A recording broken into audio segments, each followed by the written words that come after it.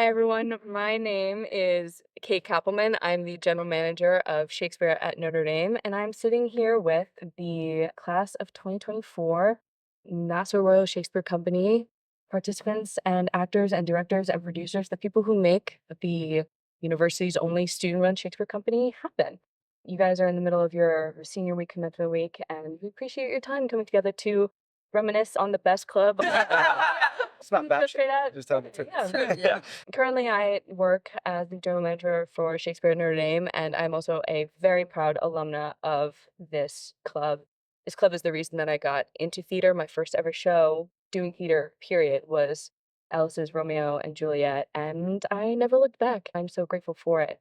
A lot of you guys came in as freshmen in 2020. We're in the middle of the pandemic.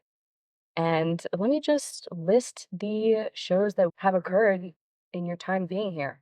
And Not-So-Royal Shakespeare Company started in 1997 and has been an institution. As someone who was in the club and has had the privilege of watching it flourish after I've gone, has only grown in its ambition, in its strength, and community. So this is a really special group of graduates, and I'm lucky to be sitting here with them.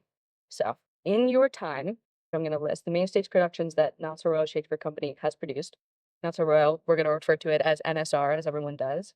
You have produced Julius Caesar, Taming of the Shrew, Macbeth, Measure for Measure, The Winter's Tale, Much Ado About Nothing, Love's Labour's Lost, and Richard III. And that's not to mention all the new work from students that you guys have produced and a myriad of other special events. That's a lot to produce. Can you guys raise your hand if you were in Julius Caesar? What was it like coming out of high school with this pandemic looming over you? I know I was in the middle of my college career, so having that kind of graduation taken and then immediately coming into this world of trying to find my way in college, how do I make the most of my experience in this really weird time? I feel like I'm just so lucky to have found NSR so early. And the story I always tell is that I was going to do a different show on campus and it got canceled because of a COVID outbreak. I was walking to South Dining Hall and saw the poster for Caesar auditions and I thought, I'll try that. I don't really care about Shakespeare that much, but sure.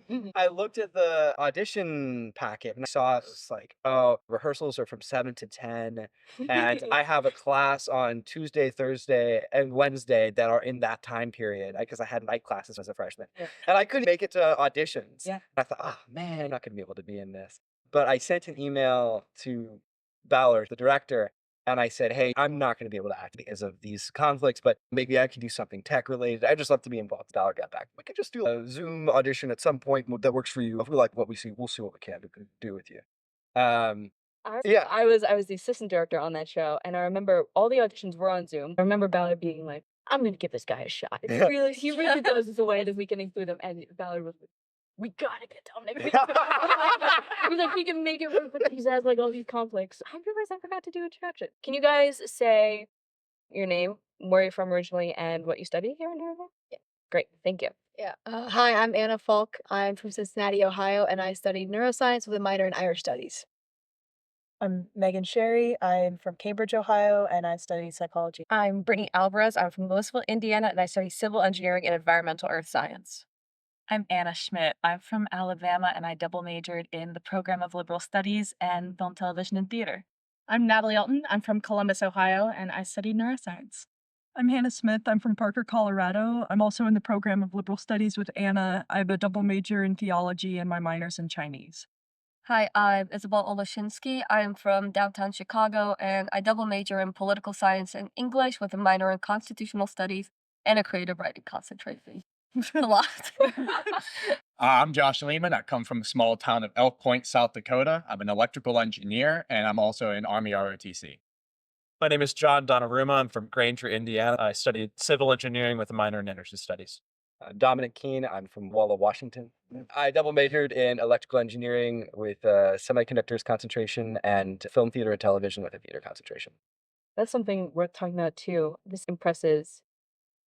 I think a lot of people who don't know a lot about, I don't want to say Notre Dame students, but the club in general. Wow, you guys have a full plate with the a million things that you're studying, but you're studying such diverse things like engineering, neuroscience. PLS takes up plenty of your time, as I know. But it's not just theater. In fact, maybe MSR was the starting point for the love of theater that then grew to a more rigorous academic pursuit. I wanted to bring up the scheduling system. It's the thing that I sell to people when I'm like trying to get them to join the club. NSR is so good about being flexible with people's schedules. You could be the busiest person on the planet. If you really wanted to be in a show with NSR, you could do it. Because the way that we do the scheduling is we have a Google spreadsheet, and the stage manager is a total magician. At the beginning of every week, you put in every conflict that you have, and then the stage manager builds the entire schedule around every single person's conflicts. Everybody manages to make it to rehearsal when they can. And so many of us are double majors, doing majors that took absurd amounts of time, and it just always worked. I think that speaks to the dedication of you guys as students. Like, there's no academic credit that you guys are earning for doing this. And it takes a lot of time, especially if you've moved up to a role. You're playing the lead, you're directing, you're in the admin team. It takes a lot of time. Can you guys speak to the passion that it takes to really get this going? It never felt like a burden, even though it took up so much of my time. I think NSR, it's not gonna, in terms of my academic career, exactly help me other clubs. This is something I purely do for fun. I've been studying Shakespeare for 7 years. I did it in high school. Part of my like application essay when I was applying to Notre Dame, I did mention NSR because I would do like Shakespeare competitions all through high school. I already came with a different of a story than other folks, but I came into kind of knowing I wanted to continue doing Shakespeare even in college. I managed to make it work here.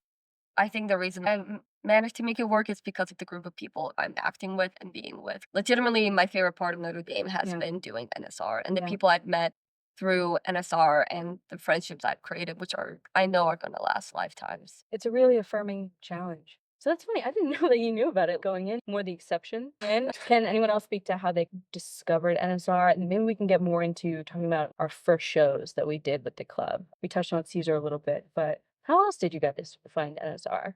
Was it by reputation alone? I know a lot of people who come in simply because they have friends who are in NSR. I've been a friend SR for years. One of our alum, Grace Gasper, put on an auxiliary play called Little Princess for her thesis, and that's how I got into it. And then eventually ended up doing tech and then acted in this past show.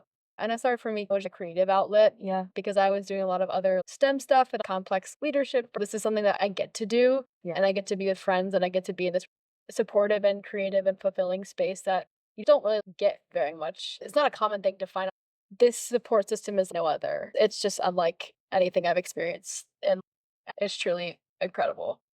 I joined the spring semester of my junior year, and it was just off the tails of studying abroad in London with Dominic. We got the opportunity to see Much Ado About Nothing at the Globe, and that was incredible. Loved that show. When we came back to campus in the spring semester, I saw the posters for Much Ado About Nothing, and I knew if any show was worth making the time out of the busy schedule, it'd be this one. I had said, you know what? I changed my mind. I'm not doing the audition, and went to Hamlet Over 5, an auxiliary show we did. John said, they'll make the time for you. Just audition. And if he wouldn't have said that, I wouldn't have joined the club. One thing that I'll say about how it interacts with your schedule, I come from electrical engineer, Army ROTC, very intense, very strict schedule, very overwhelming. When I joined NSR, you guys were just immediately welcoming, just a great group of friends that immediately welcomed me in. It was so good to have a creative outlet that I could work through. I honestly think it made me a better engineer and a better soldier having this creative outlet and having this community that I knew supported not only my acting ambitions, but everything on the side as well. That was really impactful. I think people keep bringing up community, and I think that's the core of NSR, is that this group of people and the culture amongst this group of people is what makes this all so rewarding and so lovely. We're a group of friends who happen to do theater together, more so than, oh, we're a production company that hangs out at events. It's never really a burden to do the shows. It's a lot of work, but to me, it was always an excuse at the end of the day, no matter how terrible my day had been, to hang out with my friends for an hour or two of rehearsal. And it was more so that I was enjoying being with my friends than it was like, oh, I gotta go and work on this role. It's the happiness of being around your friends that allows us to put on a good show, because we're all having fun all the time. One of the things I always look for when I go watch a show is, can I tell, are these actors having fun? And if they're not having fun, it's always a little bit sad. We're always having fun together. We're always going out to dinner together, seeing a movie together, going over to each other's houses. That community is what makes the work as good as it is. I think it's a feedback loop. It became a question a couple of years ago of, are we a group of friends who does theater coincidentally, or are we a theater troupe who are also friends? It's both concurrently in a way that it benefits every show. You can see the work that you put into it, the work that your best friends are putting into it. And I think we come out the other side of every production knowing that we've put on something quality, not just because we feel like we have to or we feel like we have an obligation, but because we want to and we want to see each other succeed in a way that I think you'd be hard pressed to find in any other club at Notre Dame, but also maybe across the country. Yeah. I think that kind of love and community is rare. Notre Dame is this fantastic place full of fantastic people, but this is such an epicenter. And I think that's what draws people in, maybe overcoming the barrier of Shakespeare. Here's this guy that the club is surrounded by the works of. Was there any trepidation about Shakespeare itself doing that kind of work initially for you guys? Or more fruitfully, what have you gained from doing Shakespeare specifically in this kind of context? What kind of new ownership, what new things have you learned from doing his work specifically? It took me until my 5th year to actually start acting within the club. I'd done theater my whole life, but Shakespeare felt like a new monster to take on. Everything was like, this seems so unique. And thanks to Josh harping on me for an entire Richard was great. And I think what helped is every rehearsal feels like a playground. The 2 scenes I had were really intense. I'm yelling at everyone going crazy, but we'd stop, change something. It felt rejuvenating and it made it less scary because Josh was great about saying, we do this all the time. We sit there, just like, what does this mean? Translate it to like, how we talk today, work through that. And then it becomes secondhand nature. Like, I get this. Everything is just thoughts. It's just making sure those thoughts are said in your own voice and you become the vessel for it. It made it really accessible and fun. All of my friends are like, I like Shakespeare now. This is great because it's so tangible for audience members. They see how fun it is and how we've engaged with the text. It takes down this like barrier to some philosophical high art when it's just a lot of fun. Yeah, it's not just a text to read and this like very hyper elite academic institution. It's like this is something to be performed and how much life that breathes into it. I think you guys are a real beacon of that on campus. Shakespeare's alive. Like Shakespeare is something that you didn't expect. And I actually stole that from Hannah, who for both Love's Labor's Lost and for Richard, we did nearly an entire week of only table work, of knowing exactly what the words are. Everybody wants to get on their feet and act, but until you know what you're saying, that just brings so much life into the script once the actors are actually on their feet. Another thing about this community in NSR is it makes for a uniquely selfless acting experience, and something that I was thrilled to find when I directed Richard III this semester. People were really giving it their all in the rehearsal room, not just because they wanted to shine, but because they wanted to give their best to each other person in the scenes with them. We wanted to create this fantastic show, not for ourselves, but for each other. And that breathed so much life into the process. That was incredibly invaluable. One more thing I want to add to what you and Natalie are both saying about the community is I think that it's easy to see us together and think, oh, they're such a great group of friends. But I think that NSR is also one of the most welcoming groups of people I've ever seen in my life. Going back to when I started with Caesar and watching people trickle into the club over the last 4 years, I have never seen a group of people immediately absorb something as quickly and effectively as NSR. It seems like when I was in Caesar, it was immediately like, hey, do you want to come out to dinner with us? I know when Josh got casted, and much ado, I sent him a text. I was like, hey, a couple of us are going to Ballard's house later tonight. Do you want to come? And Josh was like, The night the casting list dropped, we went to this party over at Ballard's house. I ate one hot chicken from Dave's Hot Chicken, and I had a group of friends for the rest of my life. One thing similar to my experience of Shakespeare and my experience with NSR is that the text itself is intimidating. The works are often very intellectual. It's hard to want to put yourself into that kind of hard work. Seeing NSR, this big group of friends, you don't want to intrude, but it's a complex relationship. As you get into it, it's actually a lot less scary. Yeah, Shakespeare itself is very universal in a lot of different ways. There's a lot of experiences that are very common to a lot of people. The language itself isn't evident when you first read it, but at some point you just get it. You build those muscles back. Anytime I talk about NSR, I'm like, you guys have your Shakespeare muscles are so strong. Not because you're an English major who's read this or that. It's because you're out there doing it, you have it living in your body. It's something that you can't overstate the magic of that. That's something I'm very proud of with NSR. I was executive producer for this year, and that was one of the things that really sticks out. I came into NSR having done high school theater, having never touched Shakespeare really in my life. I'd never seen a production. I'd read it, but never really tried to live it. Something NSR does exceptionally well, and that I'm very proud of, is that we teach people not just how to do theater. We've done acting exercises. We teach people tech if they need to know it, but also the language of Shakespeare and the muscles. We help build those to the point that I came in not knowing really anything about Shakespeare. And this past year, having directed and rehearsed, taught those muscles to freshmen, people coming in. It is a kind of magic, I think. And on teaching and developing the Shakespeare muscles, one of the things that I've realized is that developing the Shakespeare muscles develops your acting muscles to the highest degree. Because now I feel, working in other acting classes, working on non-Shakespeare shows, that having to analyze the text a little more closely for Shakespeare, having to think about, what am I doing? What am I saying? What are the people saying to me? How does that affect me? In a very intentional way, because the language is maybe not as clear, forces me to immediately start thinking about that in other realms of acting and in other text that I might normally just pick up and go, oh yeah, I know what this is saying. Let's do it. I'm ready. Having developed the Shakespeare muscles, I feel like I can go on to do anything in theater and apply what I know here, and it's going to make it just as good. Are there particular really special moments in a part you've acted like, oh, I love this role and this scene in particular? Is there something you're like, dang, that person rocked it, and I love that moment of their performance so much? Your own and other people's. Yeah. One thing that I've been thinking about with the conversation about how this group brings a unique energy to Shakespeare is when we did Love's Labour's Lost in the fall. Which you directed. Yeah, which I did direct.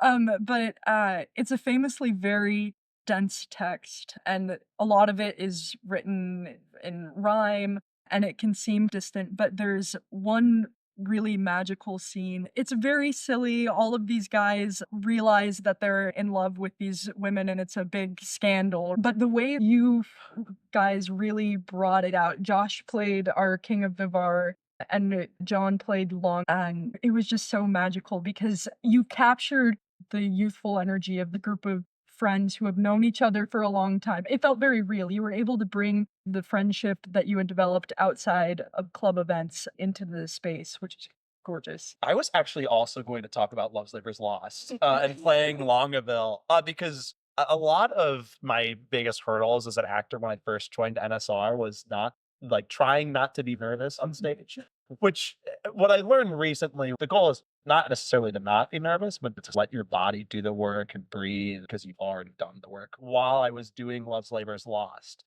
to get myself to breathe, I would just look at myself in the mirror and just go, John, it's not that deep.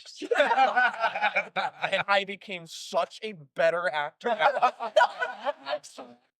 And I think the reason why I learned that was because people in NSR were so welcoming and inclusive to me, but also because I was able to do a fun play like Love's Labour's Lost for once. Because even in the comedies, things like that, even in Measure for Measure, I was about to die. And I was like, I just need to chill for one semester. So Longaville was the perfect way to chill. John brought up Measure for Measure, and I think that for me, that was one of the more magical shows for a lot of reasons. But the thing that I've been thinking about recently a lot is right at the end of Measure for Measure, when everybody gets unmasked and we realize all the things that have been happening, playing across from Ryan as Vuccio. And Ryan is such a serious, stern individual. In that show, he was so loose and funky and weird. There's a moment where I, as the Duke, had been pretending to be a priest for most of the play, and the way that I disguised myself as a priest was I had the collar on, but I also had these glasses. He had been insulting the Duke to my face for most of the play. At some point in this last scene, he slaps me across the face, and as I turn around, I pull the glasses off. Look at Ryan. I had the look on Ryan's face, the gasp of surprise from him. It was one of those magical moments I just think back to all the time. Absolutely loved. And just that whole show, seeing you two do the Isabella and Claudius. Feel that deep in that scene. It was that deep. Not that deep, but other times you're like, damn, this is pretty heavy. That was a hefty monologue. Yeah. Everyone in Measure for Measure was having so much fun. That's what Harris said. Like backstage, I was crying. Everyone else was laughing at the storm. Measure was one of those shows where the tone is both Whiplash, where it is a full comedy and a full tragedy, and you have to do both. That was something Alex Ford, who was the director, and me, who assistant directed, we had so many conversations about what is the tone of this scene? What is the tone of this line? How do we convey what we want to convey without it feeling cheap, but conveying the drama of the situation? And that was something that the cast did phenomenally well. I'm so proud of you guys. We would swing from these heavy moments where it's Angelo and Isabella, and you're crying. Harrison played Angelo, and he was just a force. Then we'd cut to the Duke having the time of his life on his vacation. It was one of those shows where it was so much work to put together. And I think especially in Tech Week was an uphill battle. But at the end, what a product. Yeah, it strikes me that we've done a lot of shows with really intense tone shifts over the course of our 4 years. In Richard III, it doesn't seem like there should be that many tone shifts, but it was those finding the balance between those comedic moments and those really serious moments that you did so well, Josh. I appreciate that. It really gave it life and ensured that it didn't fall flat. That's what made it poignant. Those higher moments of comedy that Anna, you had, which were just fantastic. One moment that I was so proud of as a director during Richard III was during Tech Week. And we have this scene where we have the two different sides of the war coming in and coming out of the war table. We had a very choreographed, we had all these lines, and we were going through during Tech Week. And I'm going to keep heaping John's praises here. He played Richmond across from Dominic's Richard. It was during Tech Week, we're doing a full run, and one of the monologues had gotten skipped. We had gotten out of order. And my first thought was, oh no.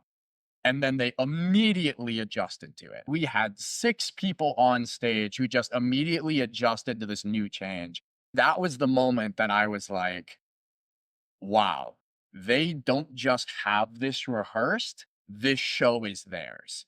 I never worried again how that show would go after that moment, because I knew that show was your guys'. Another really magical moment that all of you got to watch was in Hamlet over 5. And I think Ballard's Claudius monologue, and it ended up Hamlet over 5, was one of the best things I've ever. Can you speak to Hamlet over 5, what that means, maybe where the inspiration? Yeah, so This wasn't a typical main stage show. NSR, in addition to doing a huge show every semester, does various other things, just an auxiliary show, and we can talk to more how those have been developed later. But Hamlet over 5. Hamlet over 5 was one of the first major auxiliary shows, because I know Alex did a New Jerusalem, but that was like a stage reading. And we had said over the summer, what if we did the Actors in London stage comes to campus once every year, sometimes once a semester. And the concept of Actors in London stage is it's 5 British actors, and they come and they put on a Shakespeare show with just all the roles played by 5 people, and they're constantly switching their hats and running around. And there's a large set of rules that help define an AFTLS style show, in that all of the props and costumes have to fit into one big suitcase. Each actor is only allowed one suitcase, so they can all fit in one car and travel across the country. They have to define the space, and there are different rules. One summer we thought, what if we did just a 5-person show? What if we could do something like AFTLS? Christina and Ballard were very involved in putting that show together and casting it. It ended up being me, Jenna, Noah, Christina, and Ballard. We cut the script together. We sat down. Each of us went through the script once and said, I'd like to add this line back in. No, we should really cut this section. It doesn't work. Over the course of a couple weeks, including a short stay at Ballard's house over Christmas break, we rehearsed the show, costumed the whole thing ourselves, and went up to the lab and did this show with only 5 people of Hamlet. It was a really bizarre experience. I don't know if I would want to do it again anytime soon. It was really stressful. It was really stressful. But at the same time, I think it was also really interesting to see how we handled the conflicts of just 5 people. We were all co-directors, and there wasn't one person who was in charge. Yeah. But I'm very proud of a lot of things that we've done with NSR. Yeah. It's one of the things I'm proudest of doing with NSR, because it was so out there and funky, and it was such a commitment from each person in that group to take on. We did all the space reservations, scheduling ourselves, costuming, and cutting of the script, and it was just that Ballard's final Claudius monologue blew me away every night. That's a magical moment. I think historically, Hamlet 5 is also a shift for the club when we started doing auxiliary productions. It was Alex's New Jerusalem stage reading, and then a break, and then Hamlet 5. That was a moment where the board took a look and said, these are people who are still participating fully in our main productions. You played leads in both of the shows that year and in Hamlet 5. Christina did that. Ballard was involved. Jen was involved. So many people. We took a look and said, what if we tried to do more than one show a semester? What would that look like? And so that Yes. same semester, Yeah, you do that because there's just so much love, and it's also the freedom you guys have afforded yourselves because I think that's the big part of the story to me is that NSR is student led and passion driven. This was started as off the format of actors from the London stage, but really Ballard and Christina are the ones that made it happen. If you join NSR and you have the passion and you are willing to put in the work, there's so much that you can do. I never would have imagined the things that could be done in this club. yeah. Are there some other examples of auxiliary shows that I've talked Yeah, I assistant directed Rodeo and Juliet at the same Rodeo and Juliet, which is a Western reimagining of Romeo and Juliet. I assistant directed that with our director Mac Pittman at the same time that I was stage managing for Labors, which was an experience, to say the least. But I hadn't known too much about what was going on until Mac and I just sat down one time during the beginning of the semester, and I was like, "Hey, I want to work with you. This sounds really cool." And she just kind of about like all that had happened because she had gone through a lot of different struggles trying to figure out what show to do and how to work it around. She had cut Romeo and Juliet into a 45-minute script, which you don't think could be possible. She made it so we were working through on rehearse this past semester, and I forgot that the balcony speech was so long because the way that Mac cut it, it was just so succinct. It worked. And so we worked really hard with a lot of different people in our cast. We added in some various howies and we changed around some of the language to make it a little more, not necessarily contemporary, but more contemporary than Shakespeare's language at least. It was a really special show because it was also unique because we only had one time to do it.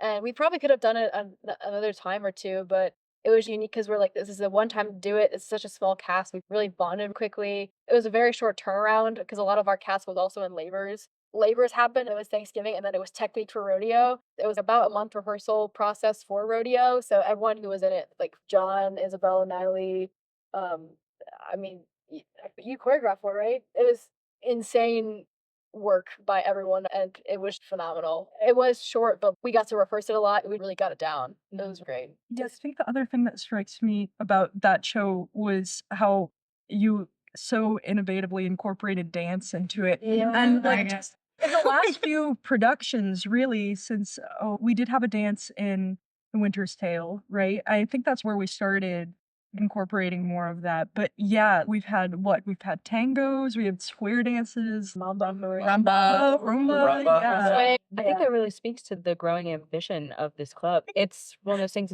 we know we can do Shakespeare. We know we can do so much Shakespeare.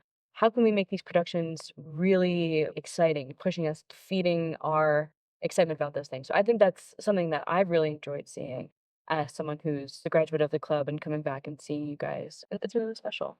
As someone who also did Romeo and Juliet with you, that was my first show with NSR, but I also did rodeo. I want to just attest to Brittany was a great Benvolio. Fantastic Benvolio. it was so well done. Like comparing the two, like I thought it was like a weird bookends because I didn't know if I was gonna do Richard, and I was like, oh, freshman show, senior show. Yeah.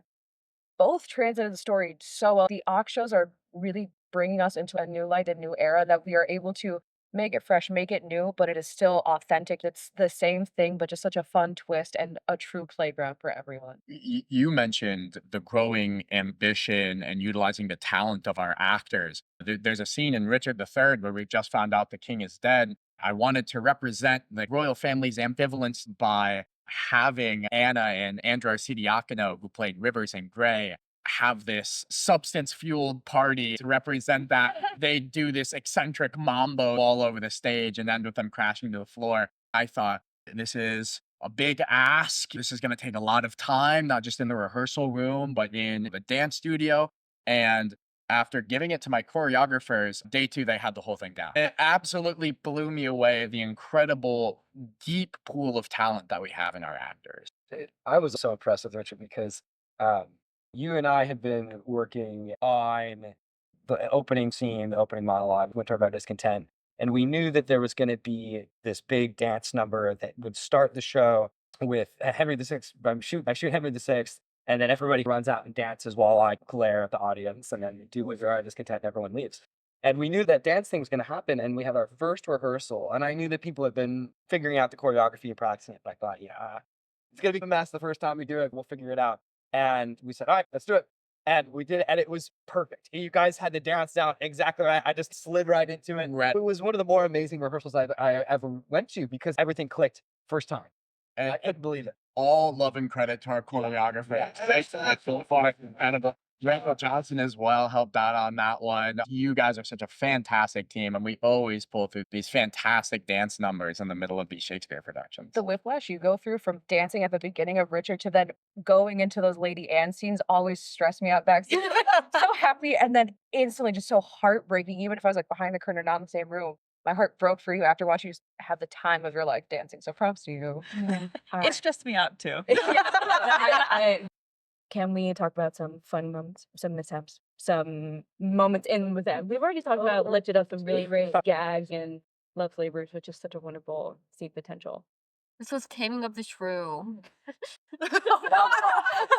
This was a rehearsal we were doing the dinner servant scene with Dom as Petruchio, and Ballard played one of the servants for that scene.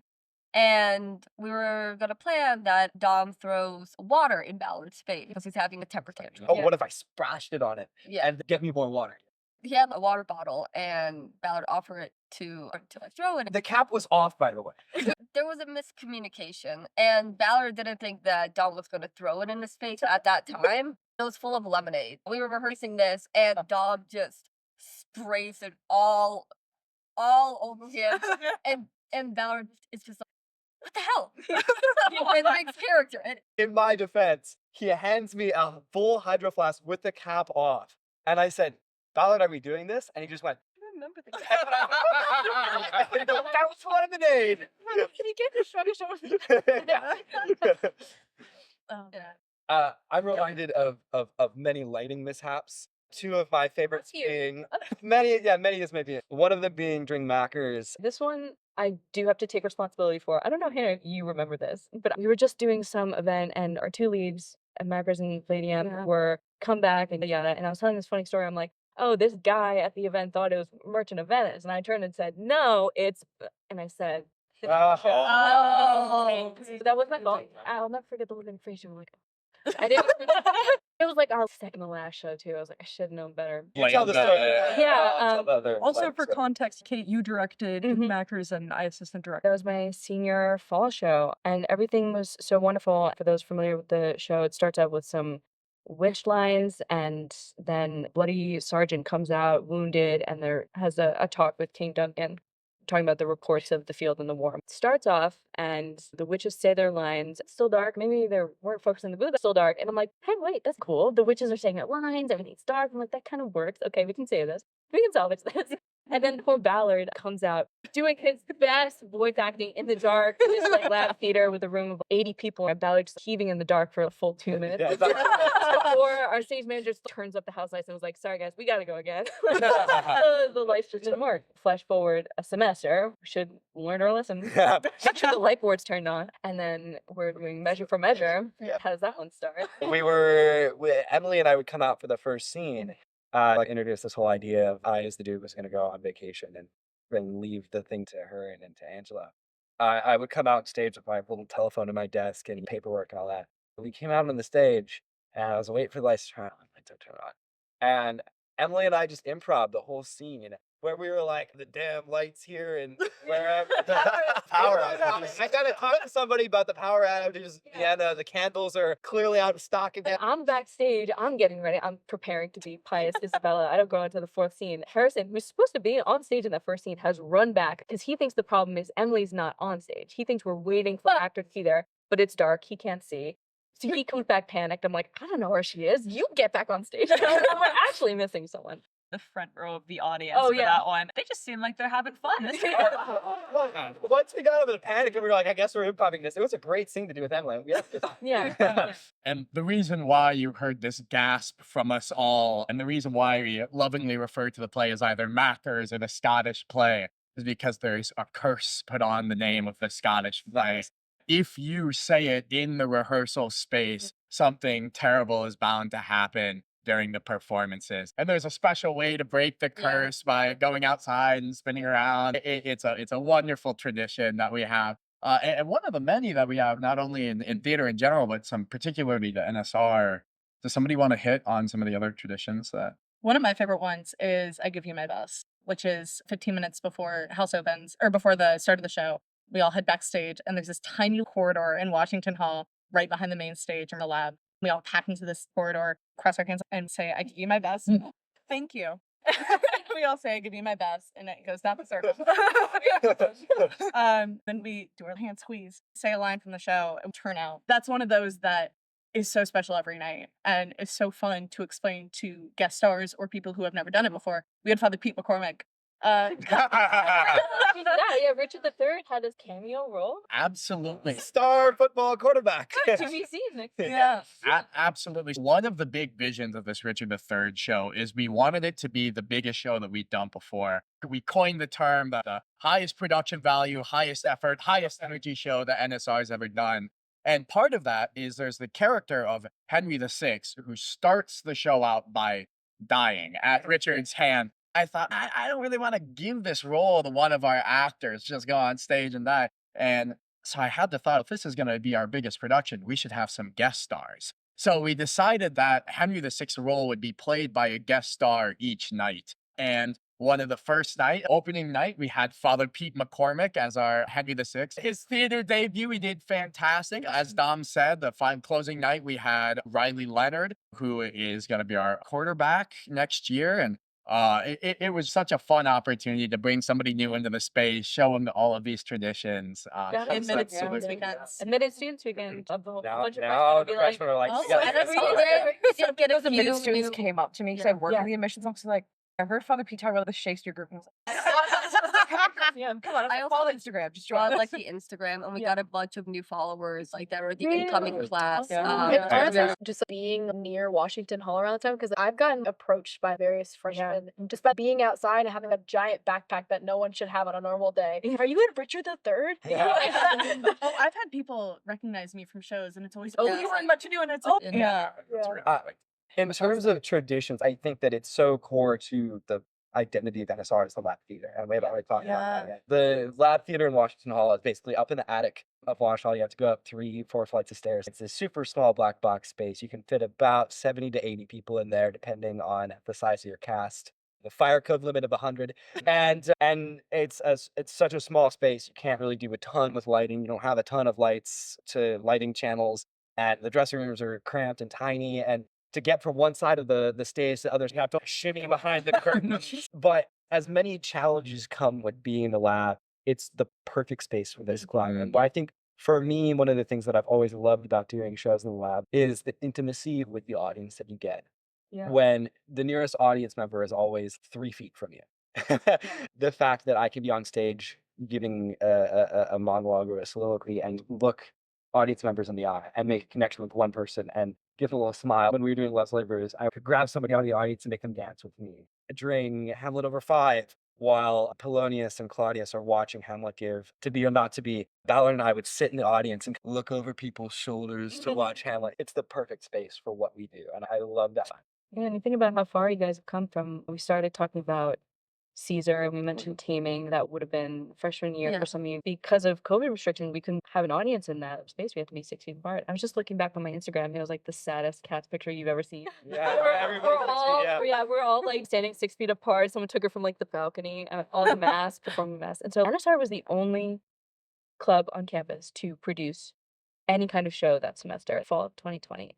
I think that spirit has totally guided and grown since you guys have coming through it and graduating, and it's a really special fire that keeps burning. Let's go around quickly and we can talk about maybe your biggest takeaways, like how did NSR embolden your college experience, maybe a lesson that you've learned.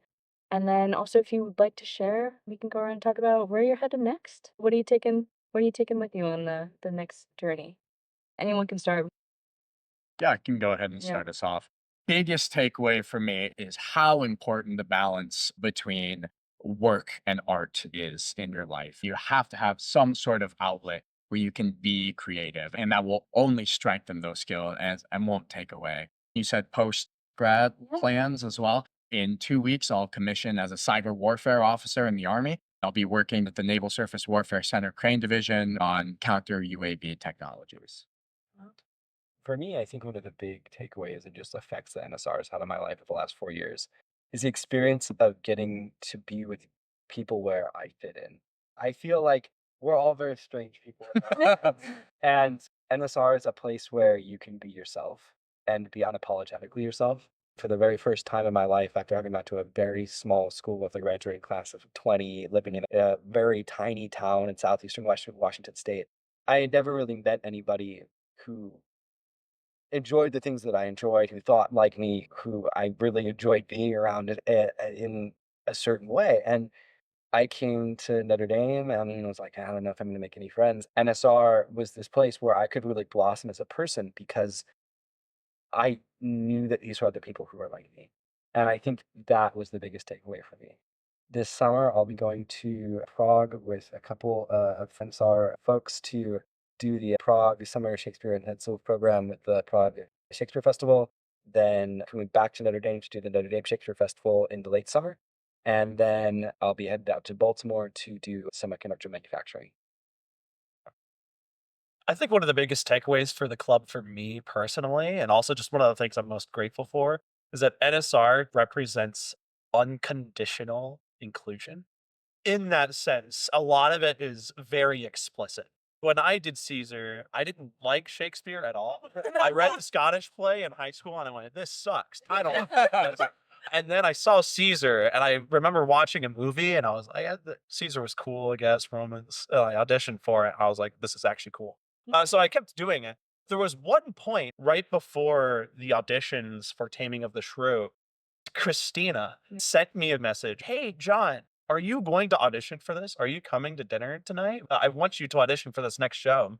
For about 5 minutes, I tried to remember who Christina was. I didn't know this person. I was like, why does this person know me? What did I do? And then for the other 5 minutes, I was really touched. And honestly, at that point, I think I knew it was like, if people in NSR actually want me here enough to send me a group me message, which only gets to you about 25% of the time. But if there is a club that is based on a culture of reaching out to people, I think that's such a good boon to have, not only as a club, but for myself throughout my life. I want to be able to find people just by reaching out to them and getting over that barrier and just saying, hey, do you want to come to dinner with me? Do you want to spend time together? Because that's how you make lifelong friends.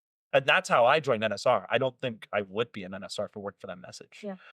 And as far as what I'm doing beyond school, I'll be doing the Prague Shakespeare Intensive with Dominic and Natalie and Hannah. And I will be going to Dublin for grad school. I'll be studying structural engineering at UCD. I had a similar experience with Christina. Did you really? Caesar. I bumped into her at the dining hall. She goes, "Oh, Dominic, hi," and I was like, "I have no idea." We knew eventually. But I was in Rome. I had She was like, I know you. I was like, I don't know you. theater oriented. More takeaways, more life plan. I think for me, one of the most incredible experiences of my life is moving in NSR from that freshman coming in during COVID, during Taming for me. What was your first show was Taming? Taming, yeah. Which was like Caesar on Wash Hall Mainstage and just so different. Freshman year, it is so hard to impart what that experience is like coming in during COVID, not knowing anybody. It was a lonesome experience. And then I found NSR in the spring and it really changed my whole college experience. To move from being the person who is reached out to, texted through GroupMe, to an upperclassman sort of mentor role and being like, we are the culture that this club is now. We determine whether or not we reach out because we're the ones who have to do it. And universally, I think all of us said, okay, that's who we are.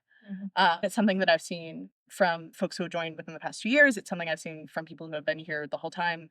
But the club is so different now from when I joined. And I think it's a really positive change. It's not just how we think about ourselves as a community or a theater troupe.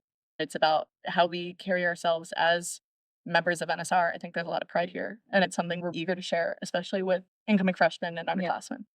As for next year's plans, they're still a little bit up in the air, but I'm so excited about Prague. I feel like NSR has really prepared us for Prague. We've been mentioning Prague. Are we going to Prague? Yeah. Shakespeare at Notre Dame, we do our summer festival every year, and then we're also the home base for actors from the London stage. I currently work there now, all because of NSR. I've been doing Shakespeare at Notre Dame, and I will continue to do that. We have received funding to bring students, not just from NSR, but some Notre Dame students to the Prague Shakespeare Company summer intensive this year. And you guys will get an amazing experience to learn. And then I know Dominic and some other folks will be coming back to act in our summer show as you like it. So it's a really great relationship that Shakespeare and Notre Dame, the organization, has with this totally self-sufficient student-run group. I'm excited for you all. And I think, at least for myself, this is an opportunity I wouldn't have either known about or auditioned for without the support and know-how and just everything else given to me by NSR. And our club advisor. Yeah, that was the only thing. I got that text. I was like, all right, man. But Yeah. NSR really was a pipeline to this amazing once in a lifetime opportunity. Yeah. And I'm grateful for that beyond even the community. Another big shout out to Scott Jackson, who has been the club's advisor and is the executive artistic director of Shakespeare and Notre Dame, and has just been such a huge advocate and lover of this club. I know personally my involvement in NSR, how much I leaned on you while I was directing, and how much my opportunities were granted to me because that relationship started there. So Talking about Scott. I mean, Yeah, he's also, Scott. he comes in and gives us mentorship. We always have Scott come and see. Such a wealth of Shakespeare. One of the really wonderful things, especially in the last year or two, just having Scott come in and look at just the problem scenes a couple weeks before Tech Week and saying, how can we fix this? This just isn't working. We always get something good from Scott. You always have a good idea. And then, of course, having Scott come in and do workshops for us and then rehearse and all sorts of other things. And just knowing that he's there and able to help us out when we need it is, I think it's backstage. I think the other important thing that Scott's done for the club is introducing us to DePaul Academy and the ability to perform there.